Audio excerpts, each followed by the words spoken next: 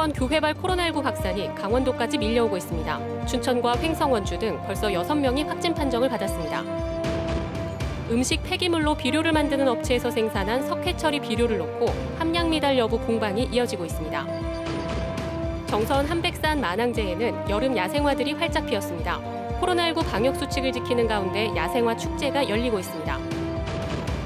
집중호우로 인한 돈의 피해액이 1,639억 원으로 잠정 집계됐습니다. 강원도는 화천과 양구, 인제 지역이 특별 재난 지역으로 선포되기를 바라고 있습니다. 안녕하십니까. 뉴스데스크 강원입니다. 수도권 교회발 코로나19 감염 확산이 적어도 강원 영서에서는 시작된 것으로 보입니다.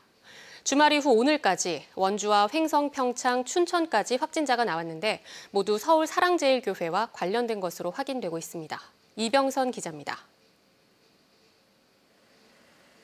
원주에서도 수도권 교회발 코로나19 확진자가 나왔습니다. 원주시 지정면에 거주하는 50대 A씨로 지난 9일 서울 성북구 사랑제일교회 예배에 참석한 것으로 알려졌습니다. 방역당국이 어제 A씨의 집에 방문해 검체를 채취했고 밤 11시 40분쯤 양성으로 판정됐습니다. 함께 사는 가족이 없어 다른 접촉자는 없는 것으로 파악됐습니다. 하지만 역학조사 과정에서 이틀 내내 집에만 있었다고 진술하고 있어 방역당국은 거주지 인근 CCTV 이틀 분량을 모두 확인하고 통신사 GPS 기록과 카드 사용 내역을 분석해 실제 동선을 추적하고 있습니다. 횡성과 평창에서도 사랑제일교회 관련 확진자가 나왔습니다. 서울시 노원구에 거주하는 50대 B씨는 지난 15일 횡성군 청일면에 사는 지인의 집에 방문했는데 다음 날 노원구 보건소로부터 사랑제일교회 관련 확진자와 접촉했다는 통보를 받고 검사한 결과 양성으로 확인됐습니다. 지난 15일부터 평창으로 휴가를 와 있던 60대 C씨도 비슷한 연락을 받았습니다. 검사 결과는 역시 양성 판정. 지난 14일에 춘천에서 확진된 3명도 모두 사랑제일교회 교인이거나 교인을 접촉한 사람으로 확인돼 지금까지 도내에서만 6명이 관련 확진자가 됐습니다. 지역과 시설에서 집단 감염이 발생하고 있고 예배와 집회 등 불특정 다수의 접촉이 발생하고 있어 위험도가 더 높습니다. 교회발 집단 감염의 접촉자들이 지금도 계속 검사를 받고 있어 이 숫자는 계속 늘어날 것으로 예상됩니다. 특히 연휴가 지나면서 전국적인 대유행을 경고하는 목소리가 높아지고 있어 방역에 비상이 걸렸습니다. MBC 뉴스 이병선입니다. 음식 폐기물을 처리해 비료를 생산하는 업체가 폐수를 방류하거나 액상비료에 폐수를 보관했다 적발된 사실을 보도해드렸는데요. 이 업체에서 생산되는 석회처리 비료를 놓고 함량 미달 여부 공방이 이어지고 있습니다. 홍한표 기자가 보도합니다. 음식물 폐기물로 만든 석회처리 비료를 농가에 배포하는 장면입니다. 지난 4월 이후 강릉시는 비료의 시료를 채취해 농촌진흥청에 2차례 품질 검사를 의뢰했습니다. 석회처리 비료의 품질 기준은 알칼리분은 15% 이상 투입해야 하고 수분 함량은 40% 이하로 낮춰야 합니다. 하지만 2차례 검사 결과 알칼리분의 함량은 모두 4% 미만이었고 수분은 55%를 넘어선 것으로 조사됐습니다. 비료관리법 위반 혐의로 강릉시는 지난 8월 1일부터 10월 말까지 업체에 3개월의 영업 정지 처분을 내렸습니다. 공정 규격에 미달되는 비료를 생산했어요. 그래서 그거를 2차례에 걸쳐서 검사를 해봤더니 검사 그 기준 미달로 나와서 그에 따라서 저희가 행정처분을 하게 됐습니다. 업체는 바로 집행정지 가처분 신청을 했고 법원에서는 판결 선고 시까지 영업 정지 처분을 미루도록 결정해 영업은 재개된 상태입니다. 함량 미달 비료를 사용할 경우 농작물의 생장이나 성분 흡수에 영향을 미칠 수 있습니다. 농가에서 해마다 지금 문제가 되고 있거든요. 그거는 그 원료 자체가 불량인 경우도 있고 그렇다 보니까 작물의 초기 생육이 저하되거나 한편 업체의 입장을 듣기 위해 여러 차례 업체 쪽으로 전화했지만 전화를 받지 않았습니다. MBC 뉴스 홍한표입니다. 비는 그쳤지만 피해 여파는 계속되고 있습니다. 의암댐 실종자 수색은 여전히 진행 중이고 접경 지역은 지뢰 유출과 아프리카 돼지열병 등 난제들이 겹쳐 발생하고 있습니다. 이재규 기자가 보도합니다. 춘천 춘성대교 부근 의암댐 선박사고 실종자를 찾기 위한 수색 작업이 한창입니다. 실종자 6명 중 2명을 아직 찾지 못했기 때문입니다. 수색 인원만 1,400명, 보트와 헬기 같은 탐색 장비도 60여 대 동원했습니다. 특히 도보 수색을 강화했습니다. 소양댐과 춘천댐, 의암댐이 방류를 멈추거나 줄인 데다 비가 그쳐 강변이 맨 바닥을 드러냈기 때문입니다. 춘천대교에서 백양역 그 사이에 숲이 많이 있습니다. 그쪽을 집중적으로 좀 도보 수색을 좀 해달라고 주문을 했습니다. 물난리를 수습하기에도 바쁜 접경 지역은 지뢰 때문에 생명의 위협까지 받고 있습니다. 철원, 화천, 인제 등 지역에서 어디선가 흘러온 지뢰가 잇따라 발견되고 있기 때문입니다. 40년 전 지뢰 사고를 당했던 피해자에게도 떨쳐내기 쉽지 않은 두려움이 밀려듭니다. 홍수로다가 이제 지하 유실됐다는 뉴스가 나오니까 더 그러네요. 더 그렇죠. 예. 이것도 그런 게 숨겨져 있지 않나. 돼지과 동물에게 감염되는 전염병, 아프리카 돼지열병도 확산 양상입니다. 화천, 철원에 이어 인제 민통선 밭갓 지점에서도 아프리카 돼지열병이 검출되며 농가 긴장이 높아지고 있습니다. 집중호우에 야생 멧돼지 차단 울타리와 포획틀이 훼손됐을 가능성도 높아 전염 위험성이 높은 상황입니다. 집중호우는 그쳤지만 그 피해는 도내 곳곳 많은 주민에게 여전히 현재 진행형입니다. MBC 뉴스 이재규입니다. 지난 25일부터 이어진 집중호우로 인한 강원도 내 피해액이 1,639억 원으로 잠정 집계됐습니다. 강원도가 오늘 오전 7시를 기준으로 집중호우 피해액을 잠정 집계한 결과 도로와 하천 등 공공시설 286건, 주택 235건, 농경지 871헥타르 등 1,639억 원에 달하고 있습니다.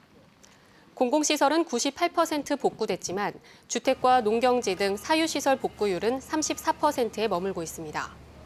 강원도는 오는 19일 집중호우 피해 중앙합동조사가 마무리되면 화천과 양구, 인제 지역도 특별 재난 지역에 포함될 수 있도록 정확한 피해 조사를 하고 있습니다.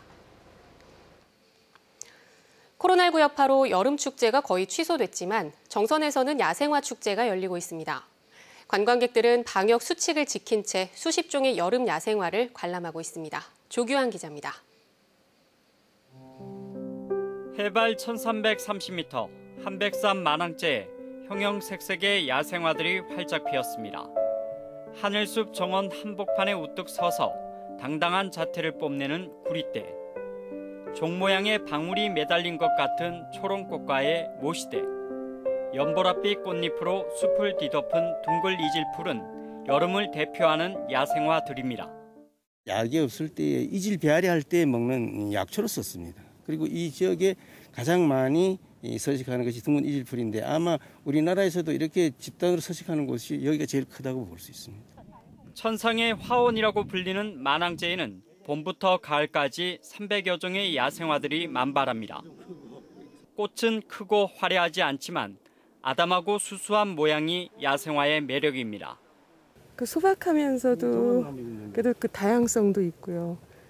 그리고 너무 두드러지지 않지만 그 은근한 아름다움이 또 있는 것 같아요. 코로나19 상황을 감안해 마스크 쓰기 등 방역 수칙을 지켜야 하고 체험 프로그램은 없앴습니다. 야생화 향기가 풍기는 숲에서 책을 읽고 전시회를 둘러보며 마음의 여유를 되찾을 수 있습니다. 체험 프로그램은 다 없앴고요. 지금 장기간의 수해 또 코로나 사태로 인해서 피로에 지친 전 국민들이 우리 야생화 축제에 오셔서 힐링하시고. 한백산 야생화 축제는 오는 23일까지 열리는데 인근 야생화 마을에서 골목길 정원 박람회가 오는 22일부터 시작돼 이달 말까지 그윽한 야생화의 향기를 방문객들에게 선사합니다. MBC 뉴스 조규환입니다.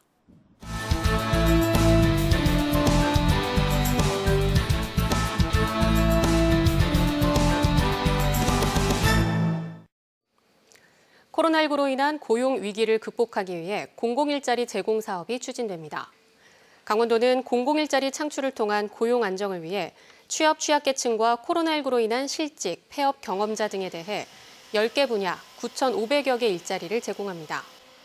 분야별로는 공공휴식공간 개선 4천여 명을 비롯해 생활방역 790여 명, 농어촌 경제활동 지원 1,200여 명, 골목상권 소상공인 회복 지원 370여 명 등입니다.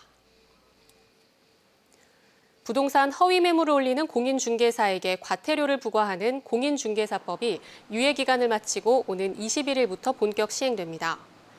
이에 따라 실제로 존재하지 않는 허위 매물을 인터넷에 올리는 행위는 물론 매물은 있지만 사실상 중개할 수 없는 경우에도 부당 광고로 간주돼 최대 500만 원의 과태료가 부과됩니다. 종전엔 허위 매물이나 부당 광고 인지를 공정거래위원회가 따졌지만 법 개정으로 모니터링과 조사, 시정 조치까지 모든 규제 행정이 국토부로 일원화됐습니다.